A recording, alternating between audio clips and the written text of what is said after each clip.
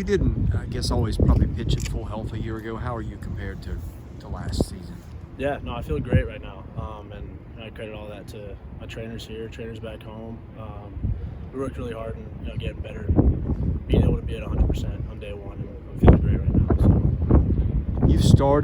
You've pitched as a closer. Where do you see yourself fitting in this year? Wherever Brownie says, honestly. We never really talk about roles early on, and all that stuff is earned. So, yeah, I'm just hoping to get out there and compete. And whatever he tells me to do, I'm going to do.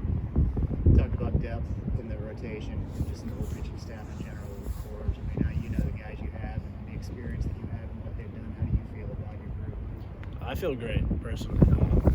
You mentioned experience, and that's our biggest thing this year. We have a lot of experience. We have a bunch of seniors who are back here, which is pretty rare, but makes the team special. And we're able to connect with a lot of the younger guys, help them, especially in the first semester. It's kind of tough for a lot of them, just transitioning from college or from high school to college. So, no, it's good. And as a staff, we're really good. Excited to see the guys start to compete out here in scrimmages this week and next week. Yeah, how did that age kind of be helpful as the season really? Yeah, I mean, you hit it on the head with the just knowing the SEC and how tough the conference it is. A lot of guys have been out there during big games, big moments. So just that experience and really being able to show the guys, the younger guys at least, what you're supposed to do out there and how to handle it. How did you make the decision to return for your senior year? Well, a big decision, a big part of the decision was having my little brother here. That played a huge role in it. It was obviously a late grab from Corbs and the staff, but yeah, definitely that, and then just having some unfinished business here.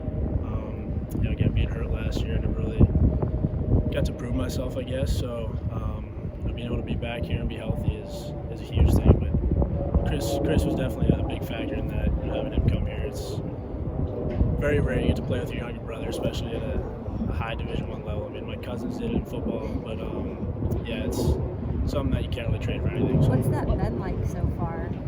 It's weird. I'd say the weirdest thing is actually seeing him around campus, walking to class, or eating at McGugin over there. But yeah, it's weird. It's cool seeing him grow as a freshman, though.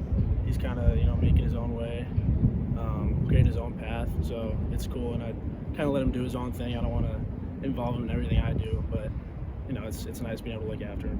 What role did you play in getting Chris to come here?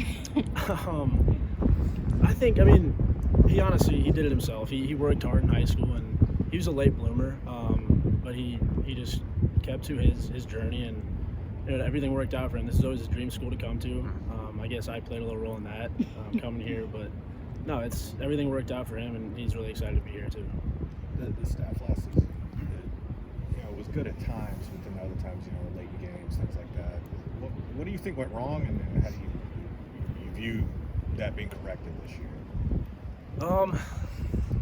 We don't really like to look on the past too much, especially as a staff. There's nothing really that we can do from that now. I mean, each guy this year is a completely different guy.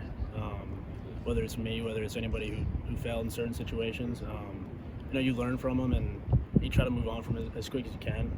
Having a short memory as a pitcher, as a hitter, anything really in baseball is really important because, as a hitter, if you fail 7 times out of 10, you're a Hall of Famer. So, but yeah, we're all excited to just get out there and compete and really, I guess, just get better every day. Does that kind of tie a little bit into the unfinished business you talked about earlier? Yeah, absolutely.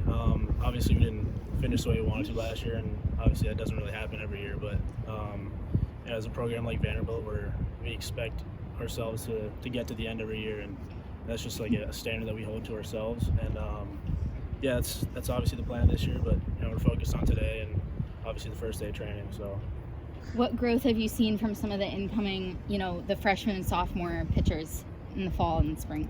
Yeah, no, everybody's gotten significantly better since the fall, and that usually always happens, especially at a school like this.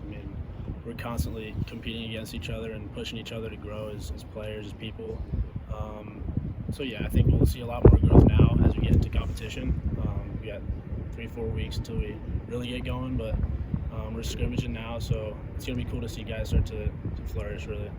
When you've been fully healthy, you've been an elite strike thrower. You back at that level now that you've had some distance between the issues of a year ago? Yeah, no, I've been throwing bullpens, been live the last couple of weeks. Yeah, I'm attacking the zone. I feel good, so I don't know. I'm just again looking forward to getting out there and competing in any way I can.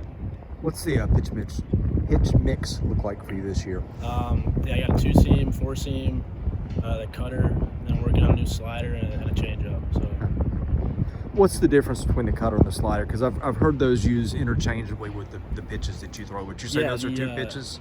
The cutter's a little more firm. Okay. And then the slider's just a little bigger and a little slower, but more movement on it. So. Thank you. guys.